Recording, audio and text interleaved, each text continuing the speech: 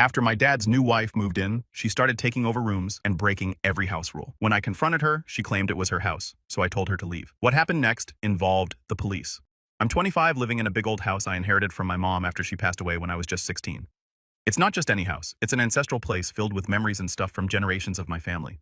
So my dad, who's 52, went on this trip with his buddies a few months back and came home with a bombshell. He got married to his high school sweetheart Steph, who's 51. They'd been secretly in touch for nearly 2 years. I was totally out of the loop, didn't even know he was dating. The next thing I know, Steph and my new twin stepsisters Lizzie and Lexi, let's just call them that, moved in. Oh, and let's not forget their two chihuahuas, Gucci and Hermes. Yep, those are their actual names. The twins are 20, attending a state college nearby, and figured they'd save some bucks living here instead of on campus or renting somewhere else. The house is definitely big enough, 7 bedrooms over 8 bathrooms, a basement, and a yard with a pool, but it's been one issue after another since they moved in. First up, the great room shuffle. Steph decided she needed more closet space for her luxury bags and whatnot, and guess whose room has the second biggest closet? Yup, mine. She actually suggested I should move to a smaller room. I put my foot down on that one, told her straight up, this has been my room forever, and there's no way I'm moving out of it in my own house. My dad tried to smooth things over by offering to split my closet space between Steph and his stuff in another room. Compromise, I guess. Next, we've got the twins' total lack of boundaries. Since I'm working from home because of my home office is sacred space. Well, Lexi didn't get the memo. She barged into my office wearing a bikini while I was in a business meeting, camera on, and everything walked right behind me, totally oblivious to the professional disaster she was causing. Talk about embarrassing. Then there's the issue with their dogs. Gucci and Hermes are not house-trained at all. They leave little surprises all over the place, and the twins don't bother cleaning up after them. And these dogs aren't just messy, they're mean, especially to my Cocker Spaniel Moxie. She ended up with a scratch on her arm from one of their nips. Not cool. And the icing on this chaotic cake, they decided it was a good idea to move all the family photos, pictures of my grandparents, great-grandparents, my mom, and even my baby pictures up to the attic without asking me. Just took down all these memories and stashed them away like they meant nothing. I spent a whole day putting everything back where it belongs, only for it to happen again a few days later. Then 2 days ago, Steph did it again, but this time she replaced them with her pictures of the twins and her family, etc. Steph and I had a heated argument about it. I told her that she can't do anything regarding the decorations, etc. in my house without my approval, and that her daughters should also learn how to knock on doors and have their dogs potty trained. She said that they can do whatever they want in her house, and that she will be making up house rules that we will all follow since she thinks I'm such a wild animal doing whatever I want, and that I was not raised properly due to having a bad, useless mother. To say I was livid was an understatement. I told her that she can pack her things along with her twins because I'm kicking them out. She said that I have no right to kick them out from her house. I told her, and I quote, "Lady, you are living under my roof. This is my house. I inherited it from my mother, and right now your twins and your dogs are trespassing. Get out before I call the cops." My dad got home early that day after Steph told him what happened. I told him my side of the story. I said that they're still getting used to the house, that moving here was difficult for them. I told him about all the issues surrounding them, but he kept insisting that it's going to get better and that to just give them some time. I told him that I've put up with all their crap, but I've had enough. Enough is enough. He was defending them more and taking their side, so I told him that he can either move out with them or stay, and that he has until the end of the week. Did I do the right thing here, making my dad choose between me and his new family? I literally gave them a chance, and I've put up with so much of their awfulness for the past few months, which is sad, but what they said about my mother was my breaking point. There's no way that she will disrespect her house where she grew up and where I grew up in. Now for the top comments before reading the updates. Definitely is good for you. Literally, my first thought nodding like yes, good. They sound terrible. Girl, you did what you had to do, and I would do the exact same thing. Your father, on the other hand, needs to grow some spine. It seems like she got him wrapped around her fingers. I doubt it was even his idea to get married without inviting you. If he ends up choosing them, just cut them out, go no contact. You don't need that kind of toxicity in your life. Also make sure that he can't contest her inheritance regarding the house, just so they can stay there. You know people these days. Hope it turns out in your favor. Don't put the secret wedding onto wife Daddy Deus dated for 2 years, hiding it so hard that obviously no clue whatsoever. Even if this was her idea, Daddy Deus was totally in support of it. Yes, this amount of entitlement, your father's wife and stepdaughters, is absurd. I am so glad you kicked them out. As for her dad, his behavior is also pretty terrible. The whole thing where groups I got married didn't tell you. And oh, by the way, my new family move in. He is not showing any courtesy or respect, and honestly, I would be surprised if the wedding was the stepmom's idea, especially not inviting the daughter of the man you're marrying. Like, what is that? Update 1. Hey everyone, thanks so much for all the comments and support. It really helps, especially during all this craziness. Sometimes I worry I come off as a pushover because I really hate confrontation. Arguing or fighting just isn't my thing. I'd rather keep the peace, you know. So a little update on what's been going down. Some of you suggested changing the locks around the house, which sounds like a solid idea. There's also this old rusted gate at the property that's been hanging open forever and I haven't gotten around to fixing it yet. Maybe it's time to look into that too. I actually called up the lawyer who handled my mom's will to see if there's any loophole or chance that my dad might try to contest it. We've got a meeting in a couple of hours, so fingers crossed that goes well. About my dad, look, he's a good guy. He worked hard to provide for me after my mom passed away. He's never dipped into my funds or asked for financial help for living expenses. He's an engineer, makes a good six-figure salary, so I don't really think he's after my money, but I guess he's just caught up in the fact that someone from his past still finds him attractive at his age. We had a chat about his sudden wedding and why he kept his relationship secret. He told me he wasn't sure how I'd react to him dating his high school sweetheart. To be honest, I was pretty upset at first, especially since I wasn't even invited to the wedding, but I'm trying to get over it since he seems happy. But as for his wife and what her deal is, whether there's any bad blood from the past with my mom or something else that's making her act this way, I don't really know, and I'm not sure I want to dive into that mess. They're adults, they can handle their own issues, and if they ever run into money trouble, they've got their collection of luxury bags to sell off. Seriously, who needs so many bags that they require a whole closet just to store them in? In terms of family, it's pretty much just me and my dad around here. My mom was an only child, and she inherited everything from my grandparents. When she passed, most of it came to me, though. She left some for my dad as well. My dad's side of the family, like my grandparents and my uncles and aunts, they all live about 6 hours away, so day to day it's just us. Oh, and Moxie, my Cocker Spaniel, is doing great. She's loving the quiet around the house lately and seems really happy. I'll keep you all posted as things develop. Again, thanks so much for the support. It means a lot to know I'm not going through this alone. Update 2. I had a sit down with Amy, that's not her real name, the lawyer who managed my mom's will this past Saturday. I wanted to clear up any confusion about the will and see if my dad could potentially challenge it. Amy showed me a couple of crucial documents that both my dad and I had signed previously. These documents were basically our agreement acknowledging what was left to each of us and a promise not to contest the will at any point in the future. Amy also advised that to keep things on the level and avoid any unnecessary legal headaches, it would be wise to give them a 30-day notice to find a new place and move out. With this new information, I felt more secure about where I stood legally, which was a relief. But of course, the drama didn't just stop there. What was supposed to be a quiet dinner between my dad and me ended up being anything but.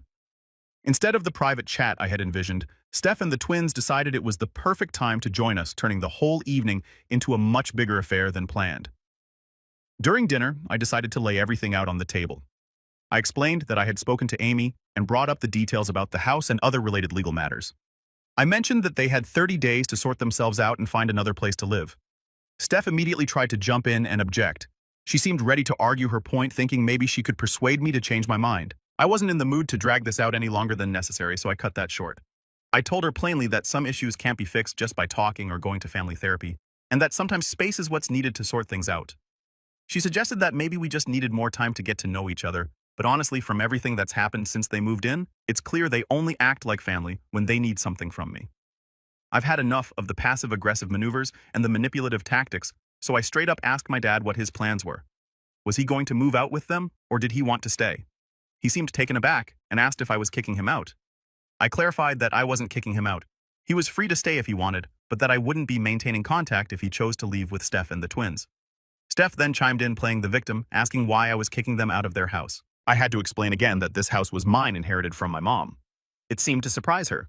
Maybe she had convinced herself that we were living in a house that belonged to my dad. Lexi brought up another issue. She complained about the timing of the move, pointing out that they were in the middle of finishing up their spring semester and that finals were just weeks away. I sympathized but remained firm. I responded with a slight smile. Well, you better start looking for a place soon then.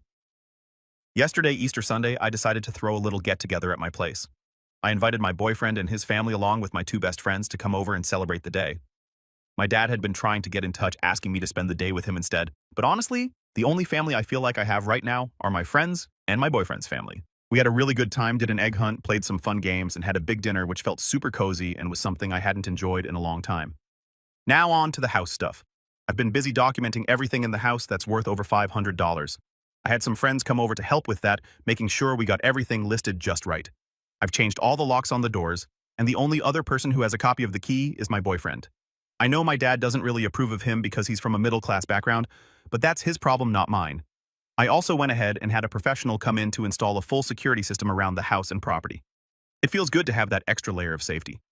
Plus, I've got an appointment set up to talk to someone about getting the fences and gate fixed up and more secure. I haven't really touched the fund my mom left for me since I started college. It was meant to help with tuition, dorm fees, and other expenses, but given the current situation, I felt it was necessary to dip into it. All the important family pictures and portraits are now safely stored away, and I've put all the smaller valuables in a safety deposit box. I also made sure all critical documents are secured in a water and fireproof safe that needs both a key and a passcode to open, which I'm keeping in my room. I'm really trying to take all the precautions and follow the advice you guys have been giving me in the comments on my previous posts. Thank you so much for all the help. It means a lot, especially now. As for my dad, I'm not sure why he's choosing to stick with his new wife and her family over his own daughter. It hurts not going to lie because he's really the only family I have left around here. I'm not close with his side of the family, so once he and his new family move out, I plan on cutting contact. He's made his choice and he can live with it. That's pretty much it for now. I'll keep you all posted if anything new happens or if there's more drama, which, let's be honest, there probably will be. But I've reached a point where I'm just accepting that for whatever reason, they matter more to him than I do. Thanks again for all the support and kind words. It really helps to know I'm not alone in this. Update 3. Hello again, everyone. 2 days ago, I found myself alone in the house rummaging through the attic among boxes that smelled of must and memories. I was distractedly sorting through some of my mom's old belongings, a task that was equal parts therapeutic and heartbreaking. Amidst a stack of her things, I stumbled upon her old writing desk that I hadn't thought to explore before. It was one of those antique, heavy oak desks with a myriad of compartments and drawers. As I was fiddling with a stuck drawer, I discovered it had a false bottom. Inside, hidden away, was a collection of letters tied with a faded ribbon. The top envelope was addressed in a familiar handwriting, not my mom's, but I couldn't place whose. Curiosity piqued. I sat down amidst the dust and pulled out the letters. They were addressed to my mom, signed with just an S. Initially, I was just puzzled. No one I knew, including my mom, had a name starting with S. But as I started reading, the context of these letters slowly painted a stark and troubling picture. These weren't just friendly letters. They were intimate, filled with confessions and apologies. The tone of betrayal was palpable. The more I read, the more the reality began to sink in, and the name Steph started to make a horrific kind of sense. The letters spanned years, detailing a close friendship turned sour. The most recent ones especially were heavy with guilt and remorse. Steph had written about an incident from their past that had deeply hurt my mom, something she was desperate to apologize for but never got the chance. The last letter was dated just a week before my mom's sudden death, a letter that pleaded for forgiveness for a betrayal that wasn't specified but was clearly significant. My heart was pounding as the implications settled in. With this new, unsettling information, I was a storm of emotion waiting for my dad to come home. When he finally did, I confronted him with the letters. The look on his face when he saw them in my hands, it was like watching someone watch their whole world crumble. He didn't even try to deny it. Everything came pouring out. He admitted that Steph was indeed the S from the letters. They had an affair years ago during his marriage to my mom. After my mom passed, he and Steph eventually reconnected and rekindled their relationship, culminating in their recent marriage, a fact he chose to keep hidden from me out of fear. But that wasn't all. Steph, overhearing our confrontation, decided it was time to reveal her part of this twisted story. With nowhere else to turn due to financial ruin, a lifestyle maintained on borrowed money, and lies, she admitted that moving in was as much about survival as it was about seeking forgiveness. All the luxury and facade of wealth was just that, a facade. Her finances were a disaster, her assets seized her life, a series of mounting debts. And the twins, they were just as shocked as I was, having been brought into this house under the pretense of family unity. They felt used, caught between their mother's schemes and a new family dynamic they hadn't truly signed up for. So where does this leave me? My home, the place of my childhood, and my only real connection to my mom, had become a stage for deceit and long-buried secrets. The betrayal felt as fresh as if it had happened yesterday. The anger and sadness were overwhelming. I told them all, Dad, Steph, and even the twins, who I genuinely feel for, that they needed to find somewhere else to live. The end of the month was their deadline. The house feels different now, emptier somehow, even with them still here. I've been spending a lot of time alone trying to make sense of everything. The betrayal by Steph, the deceit by my dad, it's all too much to process. I'm left wondering about forgiveness, about whether it's even possible, or if it's just another concession in a long line of them. How do you forgive the unforgivable? How do you reconcile the father you loved with the man who betrayed not just your mother, but you? As for Steph, every time I see her, it's a reminder of everything that's happened. The lies seem to hang in the air around her, and I struggle with the desire to understand her motives against the sheer impact of her actions. Thank you all for being there, for offering words of support and advice through what feels like the darkest chapter of my life. I've been reading every comment, every suggestion, and it helps. It really does to know I'm not alone in this, to have a community that stands by me when my own family seems to have fallen apart. So what's next? I honestly don't know. I need to figure out what forgiveness looks like, if it's even a possibility, and how to move forward from this. Any thoughts or advice would be greatly appreciated. How would you handle this? What would you do if you were in my shoes? Looking forward to hearing your thoughts And again, thanks for sticking with me through all this. Your support means the world right now. Update 4. Hey everyone. Things have escalated and not in a good way, so brace yourselves for a bit of a long read. Since I last posted, tensions in the house reached a boiling point. It seemed like things might move towards a resolution with Dad Steph and the twins packing up to leave. However, the semblance of peace was short-lived, and what I walked into last Thursday was straight-up chaos. I'd taken a long walk to try and clear my head, something I find myself needing more and more these days.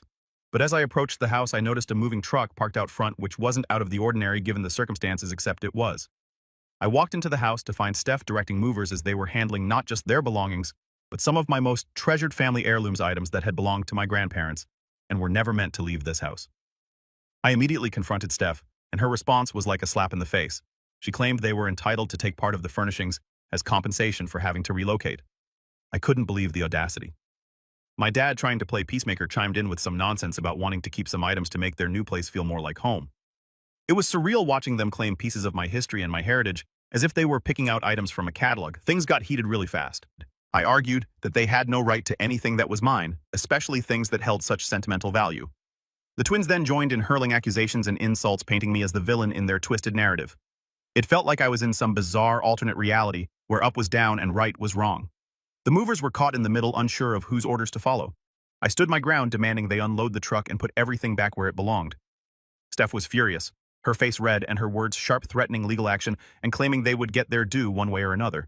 The commotion attracted the attention of several neighbors, adding public humiliation to the mix of my already overwhelming frustration and anger. It was a spectacle one I'm sure will fuel neighborhood gossip for weeks. Finally, my dad, perhaps seeing how out of control things had gotten, physically pulled Steph away and told the movers to stop. They left shortly after, taking only their personal effects, but the damage was done. The air was thick with unsaid things and the house felt colder, emptier. I watched the truck drive away, a part of me relieved they were gone and another part dreading the quiet that their absence left behind. Now I'm sitting in my living room surrounded by the echoes of the day's chaos.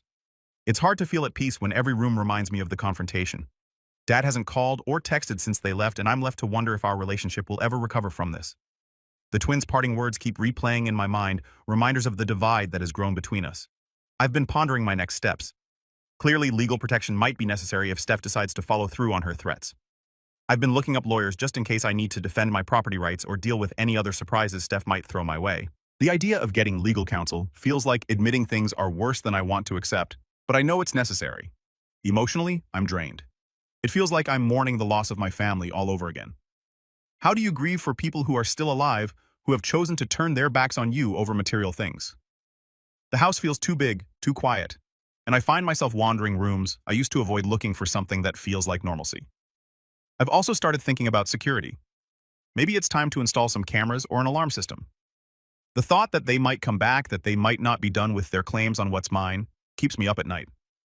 It's another expense, another thing to worry about, but my sense of safety has been shaken. And then there's the rebuilding. How do you rebuild trust, a sense of home, when it's been so thoroughly violated? I find myself missing my mom more than ever. She always knew what to do, how to handle the stormy waters of life with grace and strength. I'm trying to hold on to the lessons she taught me, but right now everything just feels overwhelming.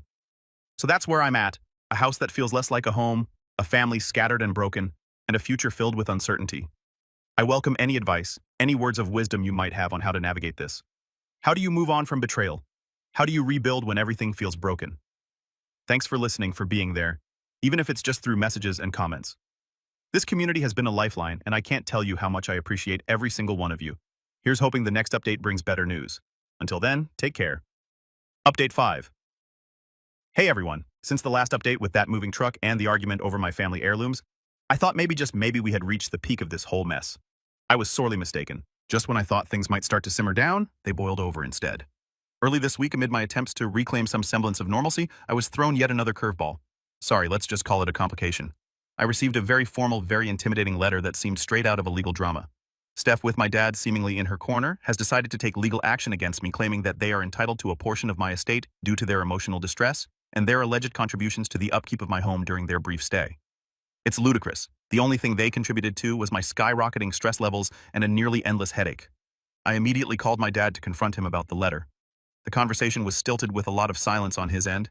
He seemed to downplay the whole situation, suggesting that it was just Steph being dramatic and that things would settle down once everyone calmed down. It felt like he was brushing off the gravity of the situation, Or maybe he's just too wrapped up in his new relationship to see things clearly. But it didn't end there. The twins who've been noticeably silent up till now decided to jump into the fray. I started receiving a barrage of texts from them, each one more accusatory than the last. They blamed me for their mother's stress and claimed I was tearing their family apart. The audacity was breathtaking. They even had the nerve to ask if they could swing by to pick up some forgotten personal items, which oddly enough included several of my mother's most prized and valuable antiques. Clearly, they've picked up Steph's tactic of twisting the truth. The next day brought yet another surprise. I heard a knock at the door and found Steph and my dad on my doorstep, uninvited and unexpected. They wanted to talk. This talk, however, was mostly Steph speaking, while my dad just stood there nodding along. Steph was laying it on thick, trying to guilt-trip me into capitulating to their demands. She painted a picture of how hard this was for all of them and hinted that I was being unreasonable by not sharing the wealth of the estate. My dad barely said a word, just echoed Steph's sentiments whenever he did speak. I held my ground. I told them they had no right to show up at my door and make demands, especially after the legal threat. Steph's response was a mix of anger and more threats about what their lawyer would do. The confrontation escalated until I finally warned them that I would call the police if they didn't leave. Watching them go, I felt a mix of relief and a deep, unsettling dread. This was my father, and yet I felt like I was looking at a stranger. Now I find myself in a position where I need to seek legal counsel, a step I never imagined taking against my own family. But Steph's aggression and the potential legal ramifications of her claims are things I can't just ignore. It's draining this constant state of defense, and it's turning my home into a battleground rather than a sanctuary. Amid all this chaos, I've been trying to find moments of peace. I spend evenings trying to lose myself in books which offer a temporary escape from the stress. Calls with friends act as a lifeline, a reminder that there is life outside this storm. Yet the reality is that every knock on the door sends a jolt of anxiety through me. Every call from an unknown number leaves me bracing for more bad news. I've been reflecting a lot on how things got to this point. It's clear that whatever relationship I had with my dad is fundamentally altered, perhaps irrevocably. The man who raised me, who was once my hero, now seems to have prioritized his relationship with Steph over his own daughter. It's a bitter pill to swallow, and I'm left navigating feelings of betrayal alongside the legal complexities of their demands. This situation has also forced me to reckon with the notion of family and inheritance. The home I loved, filled with memories of my mother and generations past, has become a contested space, a piece of property over which a legal battle is being waged. It's a stark reminder that sometimes family conflicts can transcend personal disagreements and venture into the realm of legal disputes. So here I am, asking for your advice and insights once more. Has anyone else dealt with family legal battles, especially involving estates and inheritance? How did you cope and what helped you through it? Any and all advice is welcome. Update 6. So after my last update, where Steph and my dad were pushing hard with their legal threats claiming they deserved a part of my mom's estate, things took a dramatic turn in the courtroom. The judge thankfully saw right through the absurdity of their claims and dismissed the case outright. It was a huge relief to have the legal system validate what I'd been feeling all along, that their claims were completely unfounded and just plain ridiculous. You'd think that would be the end of it, right? Well, not exactly. Life had more surprises in store. Fast forward 2 months, things had started to quiet down, and I was beginning to think maybe I could finally move on and start healing from all the family drama. That's when I got the shock of my life. Out of nowhere, my dad shows up at my doorstep, but he wasn't just visiting. He had all his stuff with him, bags, suitcases, you name it. I was totally taken aback. Standing there looking at him with all his belongings, I couldn't help but feel a mix of confusion and concern. I asked him straight up what happened. He looked defeated, more so than I've ever seen him before. He told me that he and Steph were getting a divorce. It turns out Steph had been cheating on him. He caught her red-handed, and when he confronted her, she kicked him out of their house. The irony wasn't lost on me given all that had transpired, but seeing him this broken was still a shock. My dad standing there seemed like a shadow of the man he used to be. He was apologetic, almost meek. He said he had nowhere else to go and asked if he could stay with me temporarily. I won't lie, part of me wanted to shut the door in his face for all the pain he'd caused, but another part, maybe the part that still remembered him as my dad before all this mess, felt sympathy for him. I let him in. We had a long, hard talk that first night. He opened up about everything, how things went downhill with Steph after their honeymoon phase, how he felt trapped in a marriage that was based more on convenience and Steph's manipulation than actual love. He was full of regrets, especially about how he had handled things with me and the estate. Hearing all this was a lot to process. On one hand, I felt validated that Steph's true colors were finally clear to him too. On the other hand, I was angry and hurt that it took this for him to see what I'd been dealing with all along. The house feels different with him here. There's an awkwardness, a tension that lingers in the air. We're both trying to navigate this new dynamic, figuring out how to move forward. I've set some ground rules about his stay, emphasizing that this is temporary. I'm also insisting that we go to family therapy if we're going to have any sort of relationship moving forward. We need professional help to unpack all the hurt and betrayal. It's weird, you know. Part of me is cautious, waiting for the other shoe to drop, wondering if this is just another one of life's cruel jokes. But another part of me hopes that maybe this is a second chance for us to fix things, to rebuild something out of the wreckage of our past. Meanwhile, the practical side of me is busy too. I've been talking to lawyers to make sure that all legal aspects of the dismissed case are wrapped up and that there are no loose ends that could come back to haunt us. I'm also looking into how to protect myself and the estate should any more surprises pop up. So that's where I am now, trying to find a balance between caution and hope, between guarding my heart and opening it just enough to let in some healing. It's not easy, and I'm taking it one day at a time. Thanks for sticking with me through all this craziness. Your support and advice have been invaluable. If anyone has gone through something similar or has insights on dealing with family reconciliations after such deep conflicts, I'm all ears. How do you rebuild trust when it's been shattered so thoroughly? How do you protect yourself while still being open to forgiveness? Until next time, sending you all good vibes and hoping for more peaceful days ahead.